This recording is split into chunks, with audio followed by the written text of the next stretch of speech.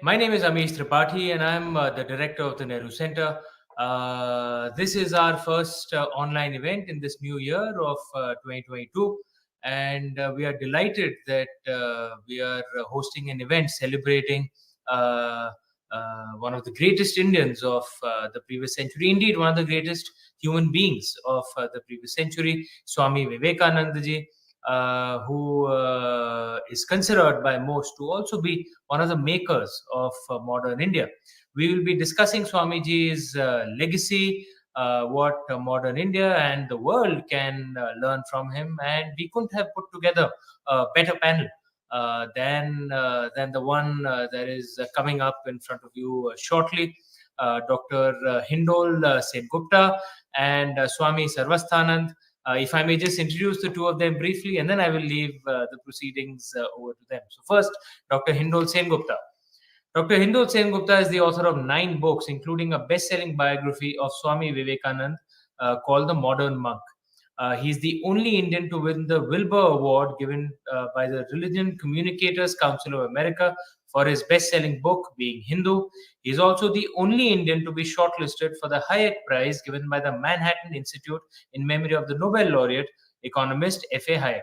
His last book, The Man Who Saved India, a biography of Sardar Vallabhbhai Patel, won the Value of Words Award for Best Non-Fiction Book of the Year 2019. He was educated in South Asian history and politics as a Chevening Scholar at the University of Oxford, in business and finance as a Knight Bagehot Fellow at Columbia University, and holds a doctorate in international relations from the Geneva School of Diplomacy.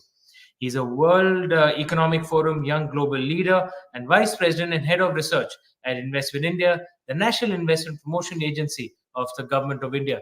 Truly an accomplished and regarded and awarded scholar, and he will be hosting the conversation with Swamiji, who I will introduce to you shortly.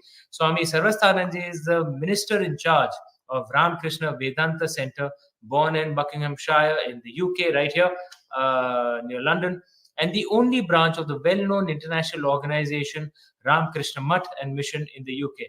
As I'm sure you all know, the Ramakrishna Mission Mutt was organized, founded by Swami Vivekananda ji, and carries forward his ideals across the world. Swamiji is also the editor of the bi-monthly Vedanta, published from there. After completing his graduation in engineering, he joined the Ramakrishna Mission Order at the headquarters at Belur Mutt near Kolkata in February 1987. Swami Sarvasthananda tours extensively all over the globe, preaching the universal message of Ramakrishna and Vivekananda, Vedanta, India's cultural and spiritual heritage, inter-religious harmony, and on other topics in various fora. He has also contributed many articles on various topics in English and Gujarati in many journals. Swami Sarvasthananda represented the Ramakrishna Mission in the UNESCO Conference on Youth and Their Social Impact held in Riyadh, Saudi Arabia in May 2017, and also represented the organization again in UNESCO events held in Tunisia and Paris in September and December 2018, respectively. Since June 2017, he has been appointed as one of the 3 official monastic representatives of the Ramakrishna Mission to the UNESCO events wherever and whenever they are held in different countries around the world. Truly a wonderful guest to expound on Swami Vivekananda ji's message. Over to you, Hindol.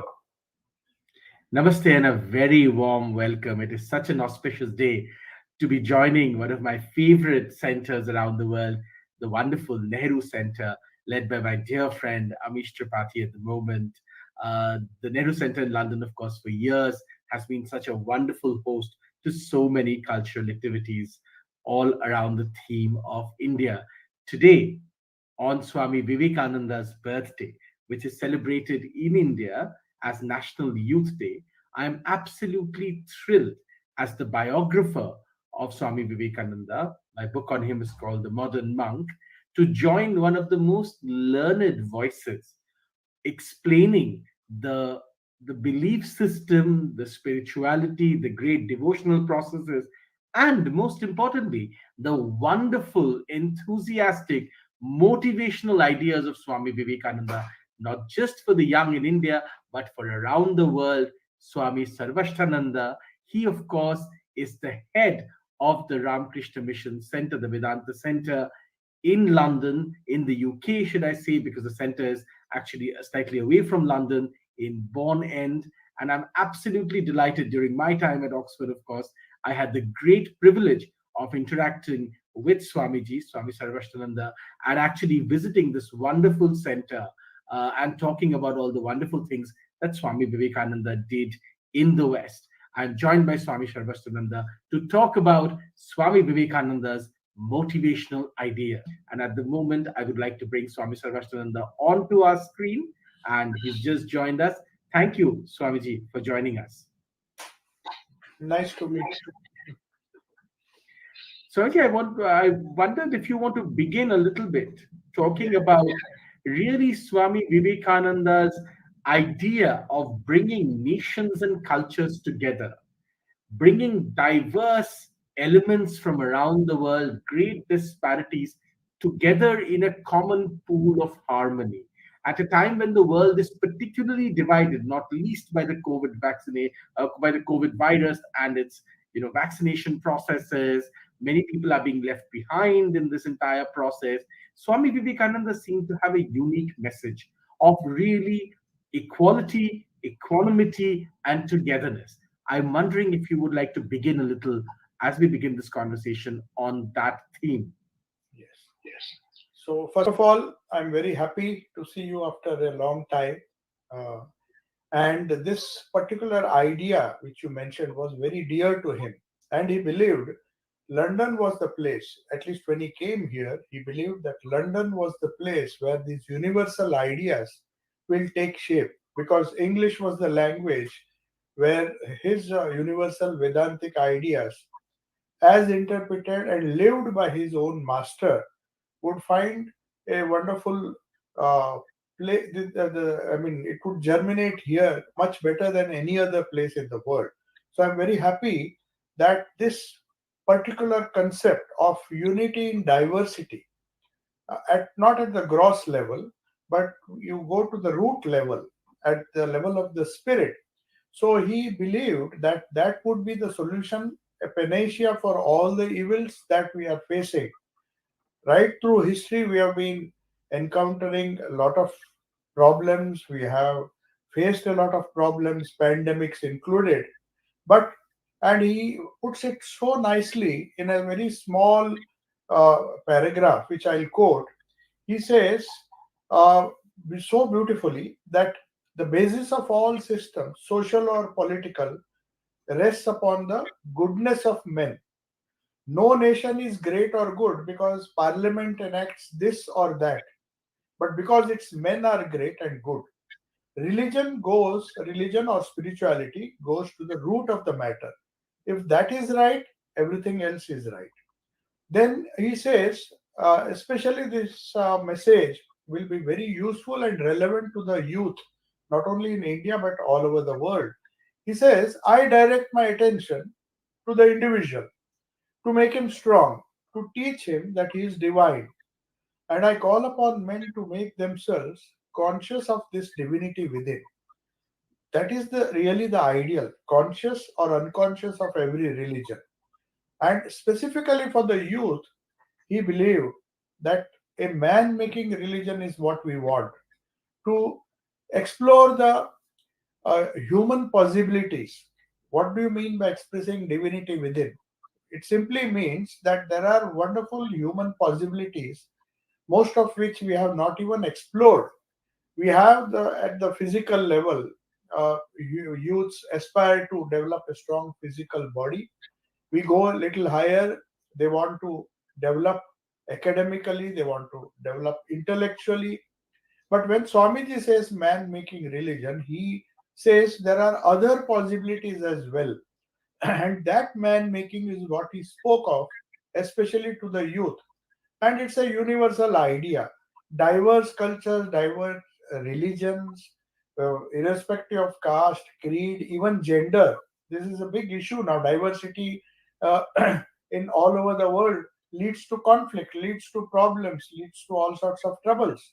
But Swamiji made it, Swami Vivekananda said that in spite of the diversity, not that we have to remove diversity, diversity will remain, but the unity, the basis of unity is the goodness of men, or the inherent or potential divinity that is within each human being. And that's why he said, I want a man making education. And he said, this is the test of truth. This is one of the most universal ideas he expressed, which can be used by, or which can inspire the youth all over the world. He says, here is the test of truth. Anything that makes you weak physically, intellectually, or spiritually, you have to reject it as poison. There's no life in it. Because if it is truth, truth is always strengthening. Truth is purity, truth is all knowledge. Truth must be strengthening, it must be enlightening, and it must be invigorating. So that's the idea. So he says that for a universal personality, especially for the youth, this man making education, as he defined it, alone can make a truly universal personality. So he believed that science and religion, reason and faith, secular and the sacred, modern and the ancient, east and the west, they all got unified in his own wonderful personality. He was the personification of this unification, this universal personality. And that is the ideal which he spread broadcast. Of course, he spoke about it to the youth of his own nation, India, after he returned from his wonderful tour of the West. But wherever he got a chance, I believe the youth of the world, the global youth, were inspired by his message. Most of his disciples, if you see, whether it was America, even the wonderful disciples he got, Sister Nivedita, they were all young people. He himself was a youth icon, and he got he caught the minds of the most dynamic or wonderful youth of each country. And wherever he went, whichever country he visited, even Europe, but England was a place, United Kingdom was the place where he got some of his core workers who uh, took forward, I mean, who carried this mission forward, because he passed away, as all of you know, he died as a youth. He was hardly 39 years, 6 months when he passed away, when he entered into Mahasamadhi. But after that, it is the youth whom he inspired in the UK, at least four wonderful people who took this message forward, this idea of unity in diversity, and spread it all over the world. So that is what I feel. It's a very relevant thing, not only in those days, but it is more relevant today when there are so many, when we are, the whole world has become a global village. So it's more Right. relevant today than it was during his day. And that's exactly the point. For people who may be joining us and watching us who may not know enough about Swami Vivekananda, here's a quick nugget. Here is a boy really who was born in colonially ruled India, who received education under the British system, so to speak, who went to school and college in Calcutta. Was not a great student, but in fact was an extremely gifted intellectual.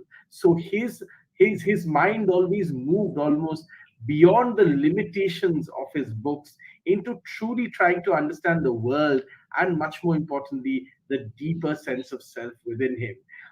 So this boy grows up and begins to ask very deep philosophical questions, begins to ask if anybody has actually seen God, begins to ask if there is God, if God exists, and if God does exist, what does God look like? Finally, after much searching, finds really this unlettered yogic master in Ramakrishna Paramhans, Thakur, as he's often called, and this intellectual boy and this devoted spiritual master, an unlettered village man, develop this tremendous spiritual relationship. And soon enough, this boy grows up into a young man, and then travels the length and breadth of India, and then travels across in the West and gives that famous in 1893 on September 11th a rousing speech at the Parliament of Religions in Chicago, which defines in many, many ways the very sense of Indian culture, civilization, and Hindu thought in the West and around the world. And of course, creates this wonderful movement. And as Swamiji was saying, Swami Sarvasthananda was saying, dies only at around 39 years, 6 months.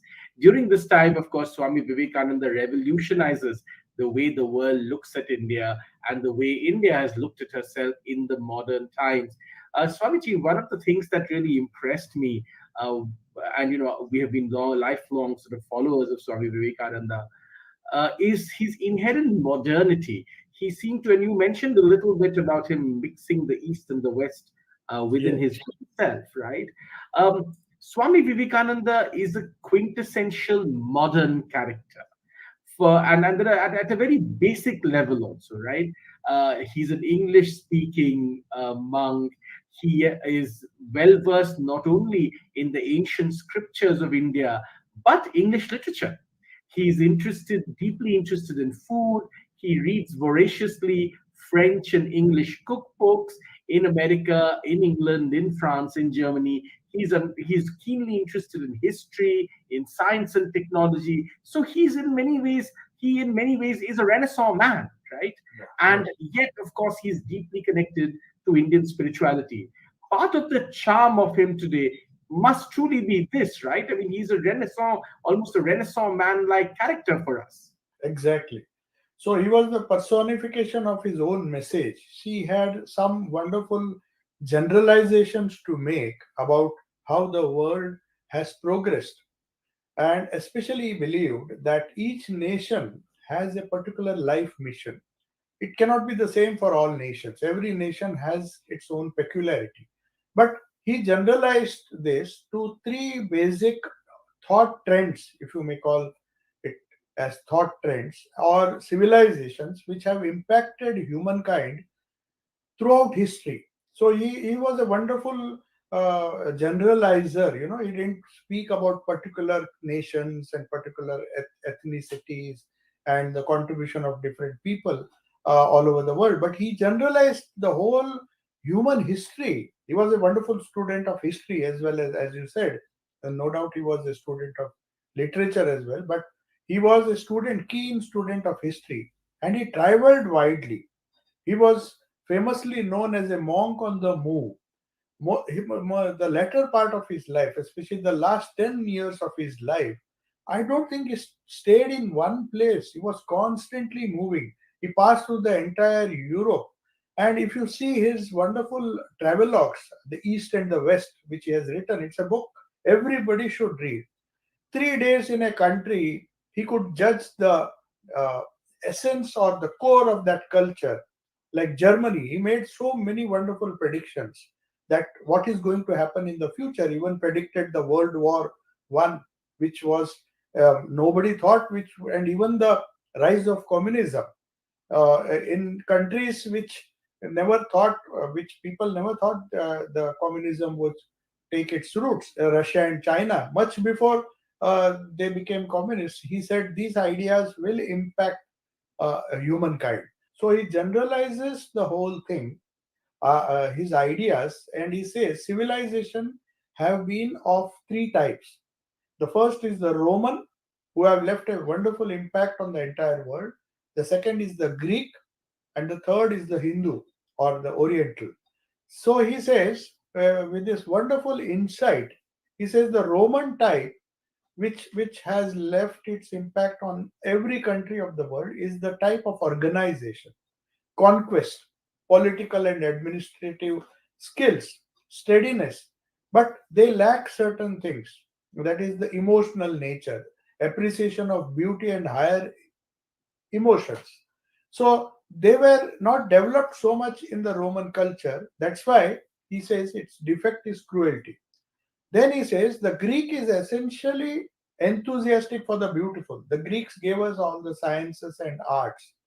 They are enthusiastic for the beautiful in life, in nature, in Prakriti. But their weakness was they were frivolous, and they had a tendency, that frivolous nature of theirs made the Greeks, there was a tendency in most of the people to become immoral. And then finally, he says the third great stream of thought or culture or civilization was the Hindu type, and that is essentially metaphysical and religious, but lacking in elements of organization and work. So Swamiji then summarizes the whole thing. He says the Roman type now is represented by the Anglo-Saxon, the Greek type more by the French than by any other nation. You see, he was a traveler. He traveled through the length and breadth of Europe, not only America, but the length and breadth of Europe, which you can say is the center or the core of modern Western civilization was built there. So he generalizes in such a beautiful way. He says the Greek type has been represented more by France or French than by any other nation. The Anglo-Saxons, of course, took the Roman type of uh, Roman culture more. And the old Hindus, he believed that they, wherever spirituality or people were inspired by spiritual thoughts, the Indian thought has gone there. Directly or indirectly, they have impacted the entire world. Even Buddhism and all the great religions were Oriental religions. Even Jesus Christ and all the Semitic religions as well. They somehow or the other, directly or indirectly, they belong to the Hindu type, not uh, politically or geographically. What he meant by Hindu type is the Oriental type. So he said the best thing that a modern youth or modern mankind can do is to appreciate or find out what are the advantages and disadvantages in these three streams of thought and take the best of all the three. So we should have the Romans' power of organization, politics, administration, the power of Greeks' wonderful love for beautiful, love for nature. That's how they developed their sciences, the technology, and all those things. And then, but it will all be incomplete if the Hindus or the Oriental backbone of religion and love of God or spirituality, if they are missing. That's why he says finally that mix these up together, and then the we will be able to bring in a new civilization. So I think I've summarized what exactly he believed in, and that his life was a he just elaborated on what he believed to be the core mission of his life, to bring together the East and the West. Taking Certainly, the of yeah, course, Swami Vivekananda, you mentioned, of course, not his traveling around the world, not just in the UK and US, but also across Europe.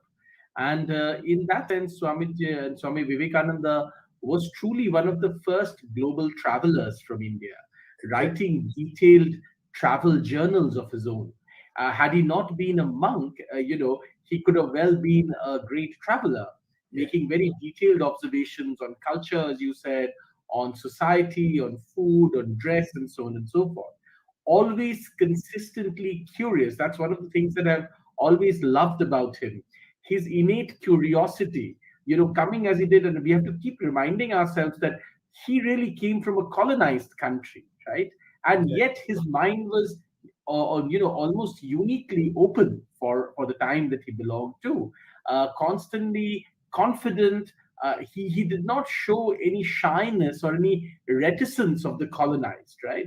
Yeah, And I have written in essays that Swami Vivekananda, in a sense, was the confidence of the colonized. In spite of being colonized, in spite of being part of a colonized country, he still had an innate confidence to reach out and accept and embrace the world on his own terms, not exactly. by bowing his head or not by mindlessly embracing everything, but on his own terms. That is something which is really fascinating to me. I wonder if you could talk a little bit now about gender, because one of the things that most people don't realize about Swami Vivekananda is that he was probably modern India's first great feminist. Exactly. Here is a lifelong committed monk, committed to chastity, very importantly, to frugality, to to spirituality and to chastity. and yet coming from an order of monks, so to speak, or creating and creating his own order, of course, um, coming from a traditional society. But when he reaches out in the West, he is able to attract following across the board, and very importantly, key women. Most people may not remember or know that the Belur Mutt itself, one of the greatest spiritual centers that modern India has created, was built with the effort and money of Western women. So was the great and Swamiji's dream project in the Himalayan mountains, the Mayavati Advaita Vedanta ashram, right? Yeah. Entirely non-denominational, completely free and devoted to the ideas of the absolute spirituality. Again, built by the efforts of his women disciples from the West. And how can we forget Sister Nivedita, perhaps his greatest pupil? Again, a Western woman devoted to Indian spirituality and to helping India. I wonder if you could talk a little bit about these characters. Yes, yes. Oh, this is a unique uh, project of his, or you may say unique mission of his. This elevating, I would not use the word feminism or he's a feminist. It would be too trivial, because you see Betty Friedan, the feminine mystic, and all those books, they inspired the Western countries, and the suffragette movement here in England. Henrietta Muller, one who was his disciple, in fact wanted Swami Vivekananda to support her feminist movement. And though she was the one who donated a huge sum of money in those days, 39,000 was a rupees was a big amount. She was the one who uh, gave money to Swami Vivekananda, who obviously had no resources, being a monk, to purchase the land on which the present Belur Mutt stands, the headquarters of the Ramakrishna Mutt and Ramakrishna Mission. So Henrietta Muller herself was a feminist. So Swami Vivekananda was not a feminist in that sense. He really wanted to elevate. When you talk of gender equality, in the Atman or in the soul, there is no gender involved. That has been one of the core Vedantic principles which his master. But his master did something else. His master Sri Ramakrishna did something more wonderful. In this particular manifestation, or we call him an avatar or an incarnation, his spiritual consort became the center of his mission after he passed away in 1886. That was pointed out by Swami Vivekananda. Many of his Guru Bhais and his brother disciples and householder disciples of Sri Ramakrishna respected, venerated the Holy Mother Sri Ma Sharda Devi, as she was known. But nobody realized that Sri Ramakrishna wanted her to become the center around which this women's empowerment movement, the true women's empowerment, would it would be centered around Holy Mother Sharda Devi. This was pointed out by Swami Vivekananda in one of his letters to his Guru Bhais. He said Sri Ramakrishna's message to the modern world is not just harmony of different faiths, harmony of different religions, but it is the message that uh, women women deserved a higher status, because history has been not been very kind to womankind. So he came to elevate the life of a woman to that of the universal mother whom he worshipped, the divine mother as he called. So he worshipped his own spiritual consort that's unparalleled in the history of the world. And Swami Vivekananda said he came for this particular mission, and he spelled it out how true spiritual empowerment of women. In fact, many people do not know that he planned the Sharda Mutt, because in all other fields there were this gender disparity was being removed. I mean, in the socio-economic sphere, in the political sphere, there were people fighting for their rights, voting rights. It began with voting rights. They wanted to have a say in everything, but that was in the secular side. But in the religious uh, side, a religious world, women were not empowered to become spiritual masters or gurus as they are known. We hardly heard of a woman leading a spiritual order. Though you can hear of women CEOs, now it is very common, even prime ministers and political leaders, economic leaders, scientists, but you will hardly find any order except the one which Swami Vivekananda started, the Sharda mission or the Sharda Mutt, which he started. Of course, he could not start it because his life was too short. But he mentioned to his disciples, I am more keen. I am keen to start the order for women first before I die, before even the men's order or Ramakrishna mission was started. But unfortunately, society was not very kind, especially in India. The gender bias was there, discrimination was there, women were not educated, and he could not uh, garner the resources to start the Sharda Mutt. It happened in 1953.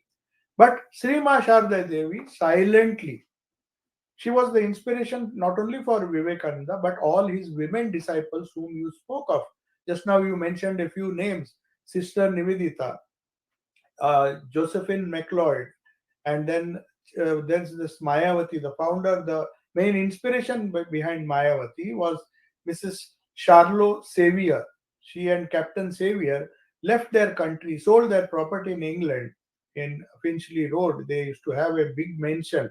They sold the entire property at one desire or wish of Swami Vivekananda. It started the only Advaita ashrama in the Ramakrishna order where no formal worship, no rituals are allowed. Only truth and truth alone will be worshipped. Universal truth, free from all biases. No genders, no ethnicity, irrespective of caste, creed, religion, ethnicity, and even gender. So this Mayavati Advaita Ashram was a dream project of Swami Vivekananda, about which he dreamt when he was traveling in Switzerland, in Saas-Fee. He says, I wish, he just mentioned casually, I just wish we had a beautiful place, a whole mountain for ourselves in the Himalayas, which is from where all the rishis and the Vedic culture has come out.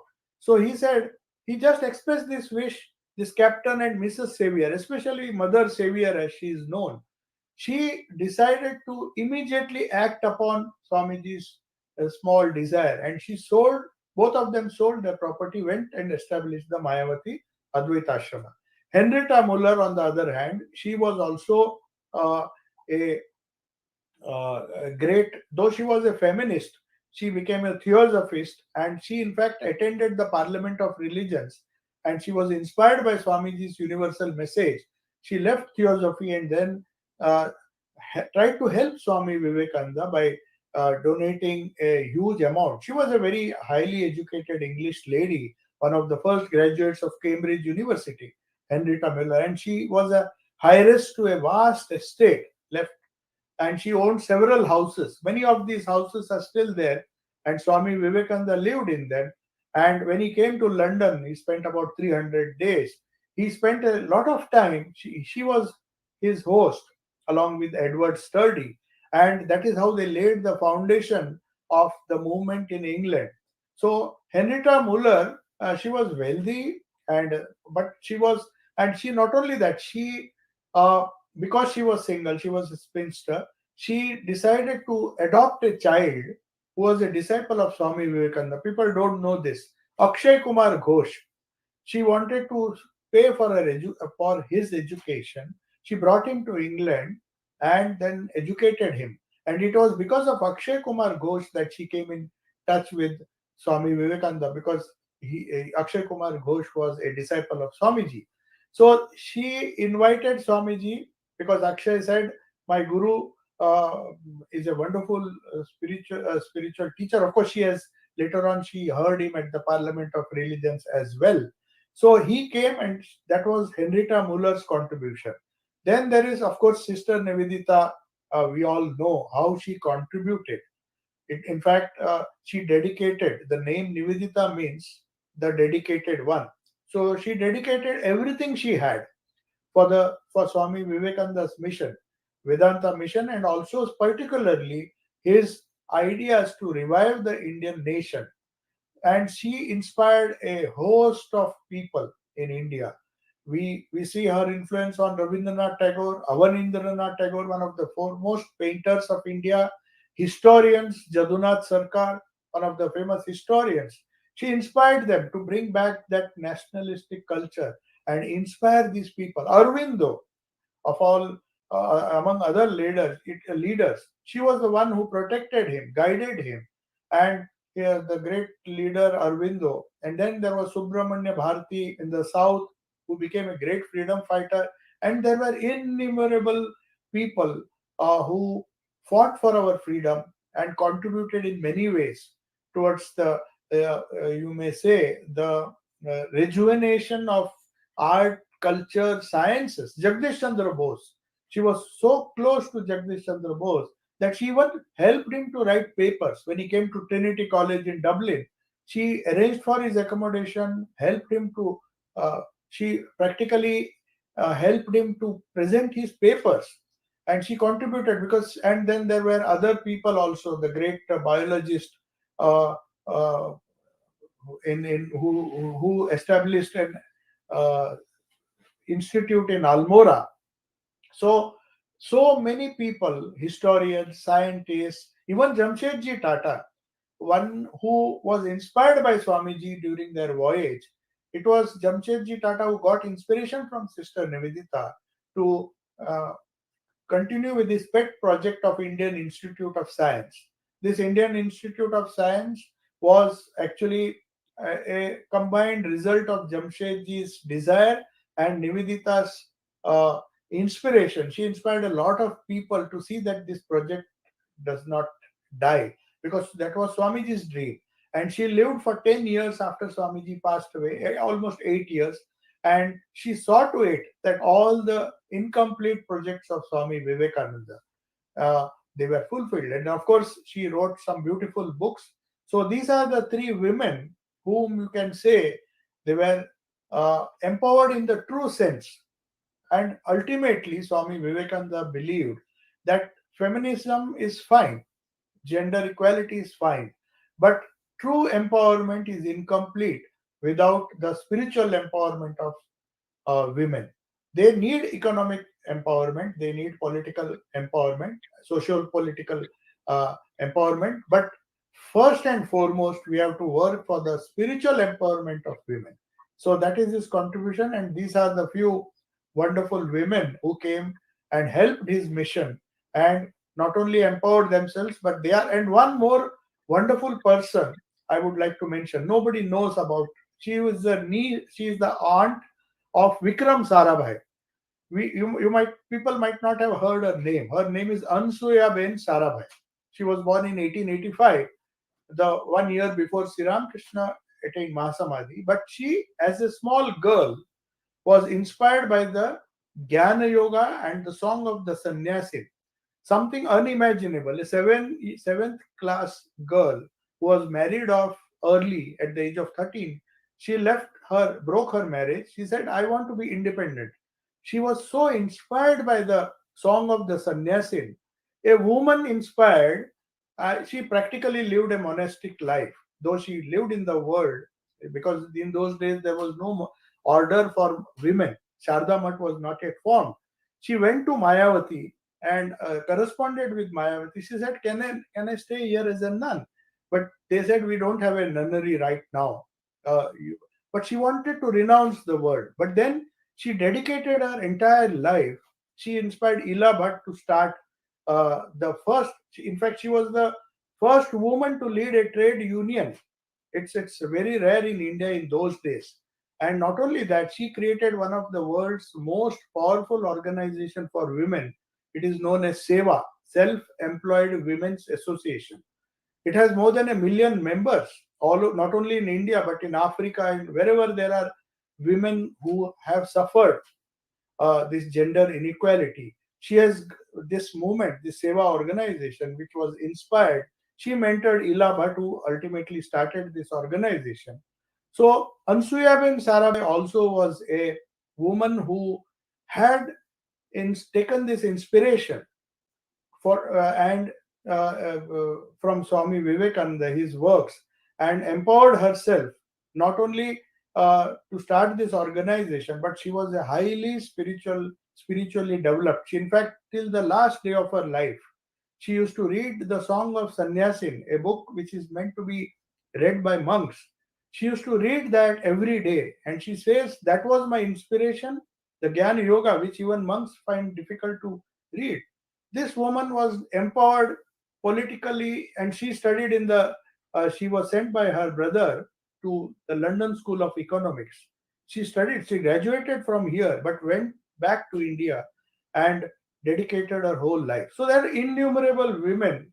We cannot in this small in limited time we cannot discuss, but there are so many women who have showed what true women's empowerment is, as defined by Swamiji and as inspired by the wonderful life and message of Sri Ma Sharda Devi. Fascinating.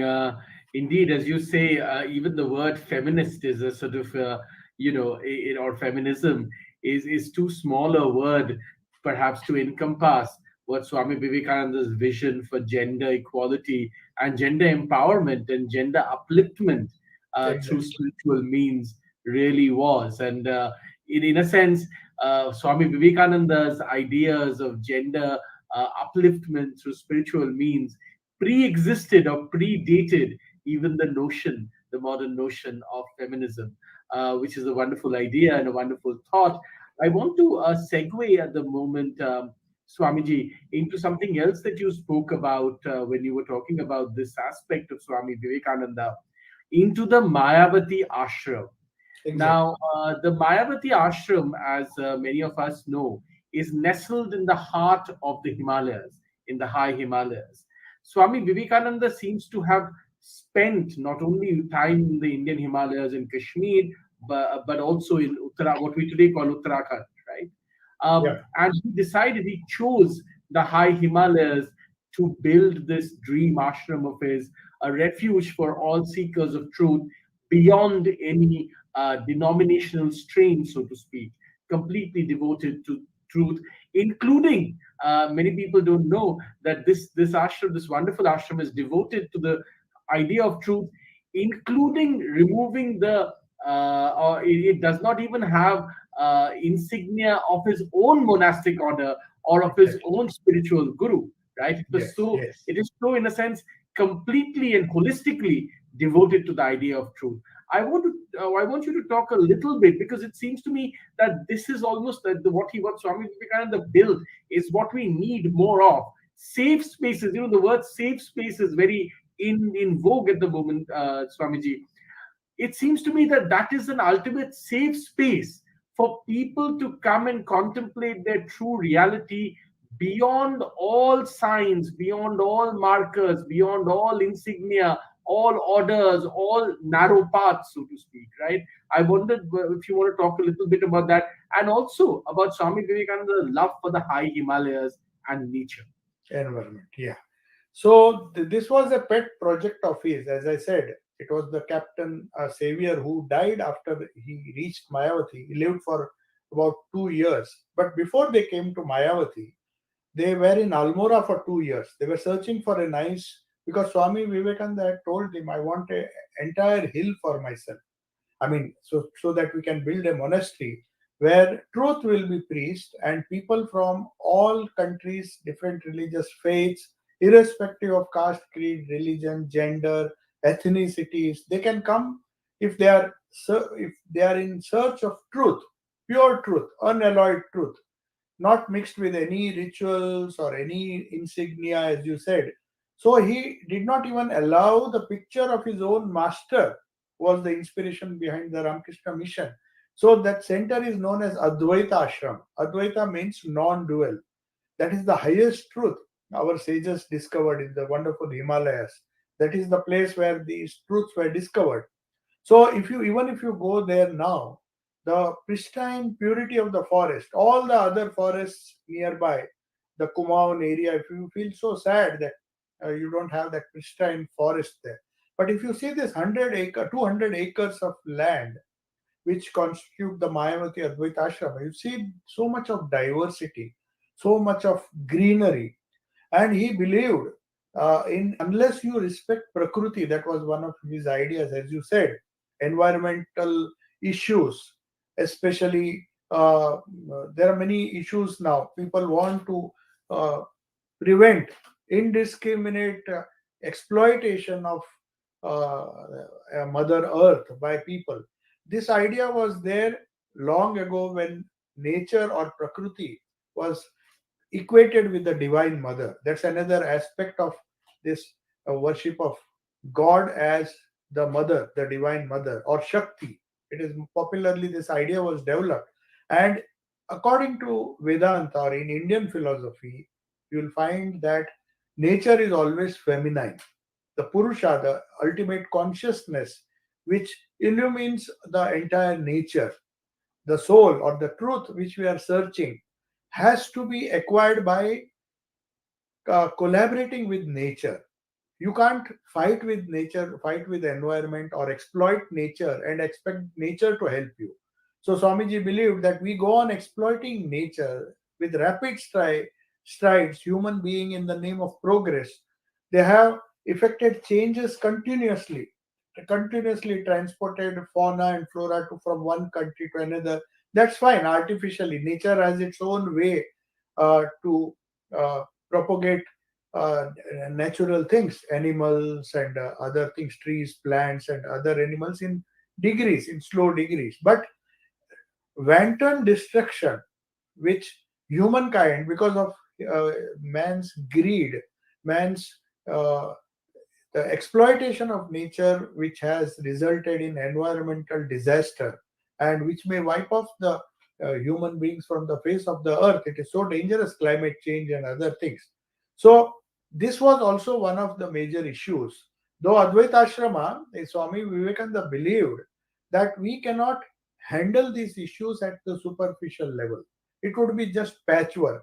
We have these movements, where we say that environment has to be protected, but selfishness, unless the selfishness or greed from the human heart is eliminated, and this can be done by the idea of unity and unity alone.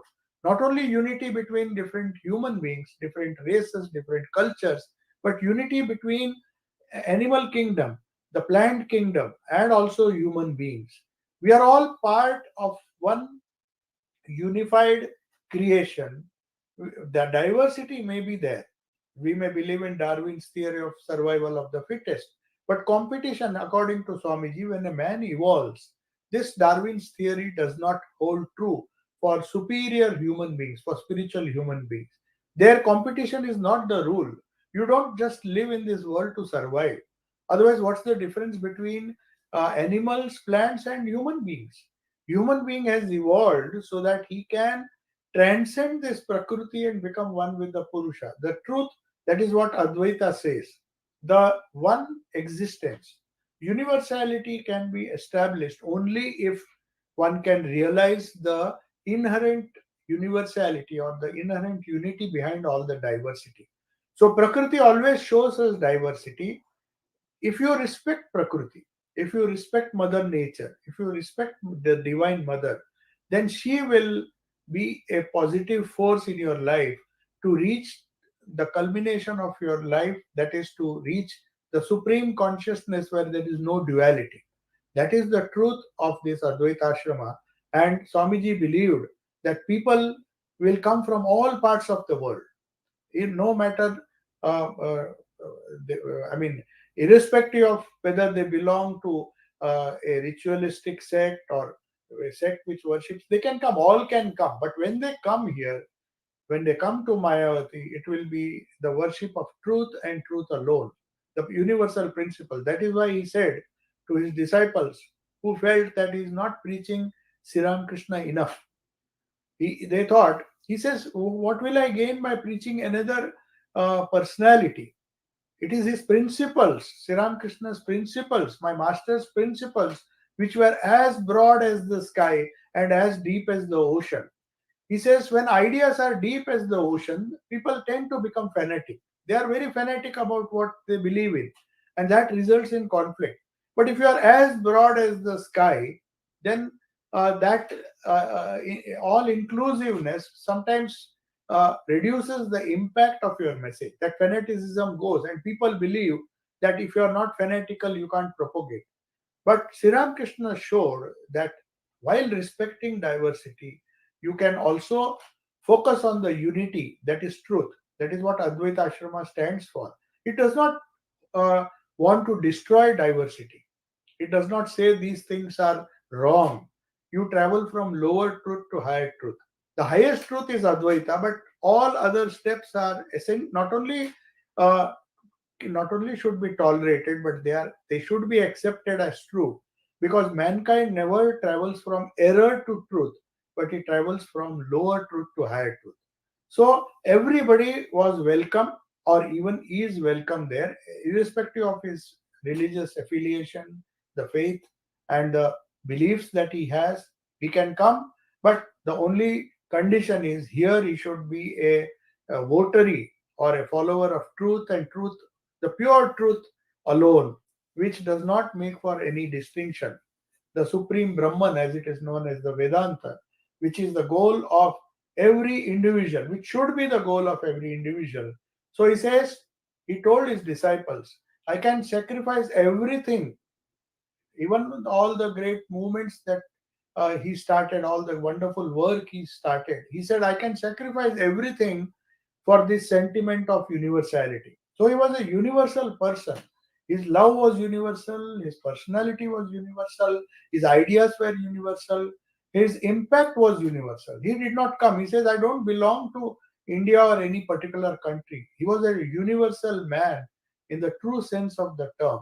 And that universality came by his idea, concept of Advaita, or the supreme truth or unity, which can be found at the level of the spirit, at the level of consciousness, and not at the level of Prakriti.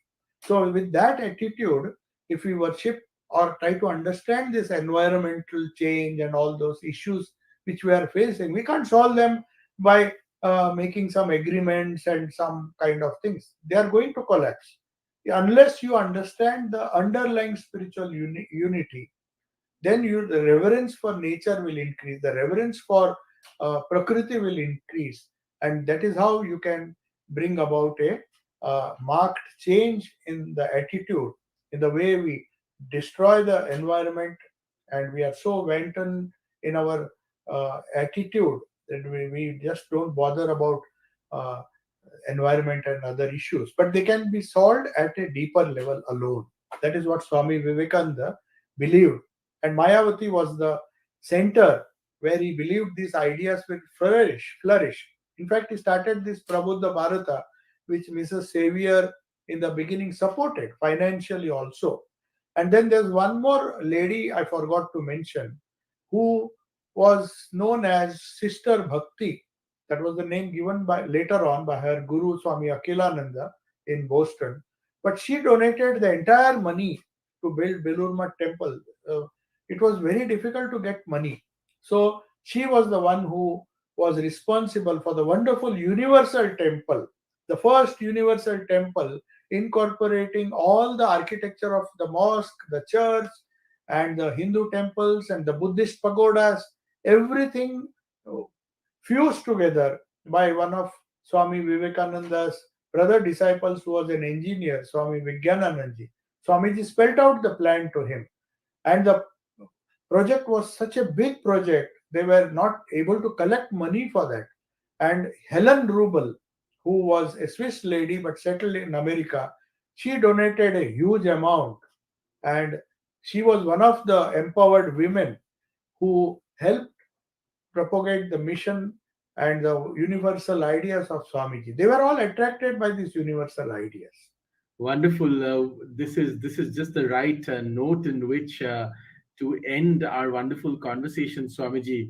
I want to end with one little last point, which is that Swami Vivekananda, we are entering a new world, Swamiji, where of technology, of great change, of climate change, and of course, COVID-19, the pandemic, has shown us how dramatic that change could really be, and with global warming, more changes happening around us constantly. I want to end on a note that many people might not know. Swami Vivekananda, in his own lifetime, saw the brutal impact of plague. He, of course, was from the city of Calcutta, which had suffered too. And he actually wrote a sort of guide to how to tackle a pandemic like the plague. And when Exactly. I read it during the COVID, the second wave and the first wave and second wave of COVID, I understood that many of his ideas that he spoke about really talked to us in the middle of the COVID pandemic once again, even though he was, of course, talking about the plague. And I wonder if you would like to end on that note, talk a little bit about this manifesto that Swami Vivekananda wrote on how to tackle pandemics. Exactly. This plague manifesto which he wrote, all of us know that plague was a pandemic which frightened almost the entire Calcutta, if not the whole of Bengal, and people were running helter skelter. So it was with the help of his very fearless devotees and the disciples, one of whom was Sister Nivedita and Swami Sadananda, who used to be so faithful to his guru. So they were the pioneers who carried out the plague manifesto, where he was advising or requesting or uh, uh, asking the people not to be afraid of this pandemic and follow the right scientific methods or follow the medical advice, so that this plague can be controlled and not just panic and run away because of some superstition and other things. So these people physically started cleaning the streets of Calcutta. Sister Nivedita, with all her followers and Swamiji's followers and other monastic disciples, they tried to convince the people. She, in fact, herself nursed lot of children who were just abandoned, and because of this plague, people had died, and the children had nobody to look after them. So she, taking such a big risk. In fact, she went to the houses herself with Swami Sadananji, of course, and many other young volunteers whom she inspired. So this plague relief, which Swami Vivekananda started, after that, many such relief works were done. The famine, Great Bengal famine, where millions of people died. It was an artificial famine created, everybody knows. Even in during those days, this inspiration which was provided by Swamiji by writing his plague manifesto, he tried to inculcate a sense of fearlessness, that this life is transient. They alone live who live for others. That was his wonderful idea. He said, why should be you so cautious? If you fear death, then definitely you can't do any work. So you have to be fearless, but at the same time, not careless. You have to be fearless, but not careless. So on the other side, he said, take all the precautions, follow the scientific approach to handle this disease, but at the same time, don't panic. That was his message. So that was the wonderful thing he did. And as far as the environment is concerned, as I told you, uh, he made a wonderful remark in his Raj Yoga, where he talks about the role of Prakriti. He says mankind exploits Prakriti, tries to grab everything. His greed makes man grab everything from Prakriti. But Prakriti has her final say.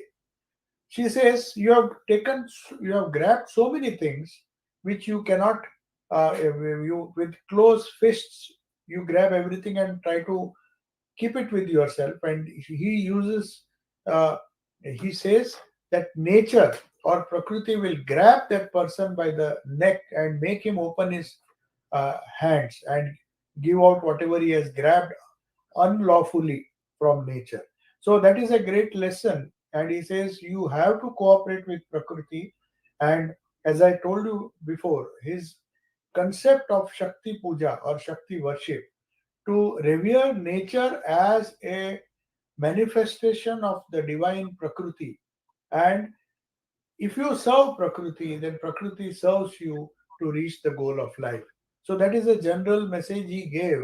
The implications of this idea, whether it is in the field of environment, handling the pandemic, or any other issue, they're all superficial issues. But if we go to the core of the problem and give up our greed and all the other passions which are making us exploit nature, environment, people, which people are also part of animals.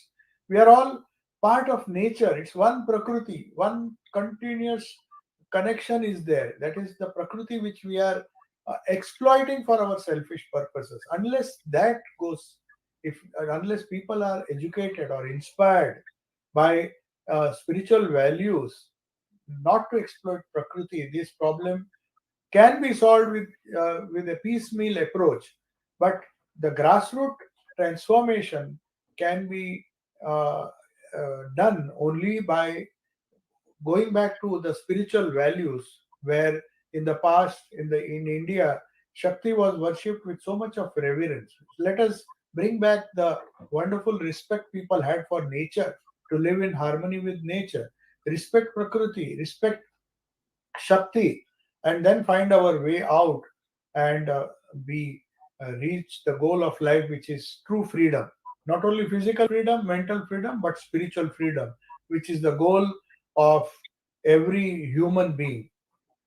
That's a wonderful, wonderful note, Swamiji, to end this wonderful conversation. As always, in conversations with you, I have learnt a lot. The more you learn about Swami Vivekananda, the modern monk, the better it is, and the more one feels enlightened. There's always something that one doesn't know, I've noticed. Over the years, one has read so much about him, one has written so much about him, but there are always elements one doesn't know. And of course, Swami Vivekananda's arousing words, arise, awake, and stop not until the goal is reached. We're going to end on that note. Thank you very much, Swamiji. Thank you very much, Amish. Thank you, the Nehru Centre in London. Always a wonderful host.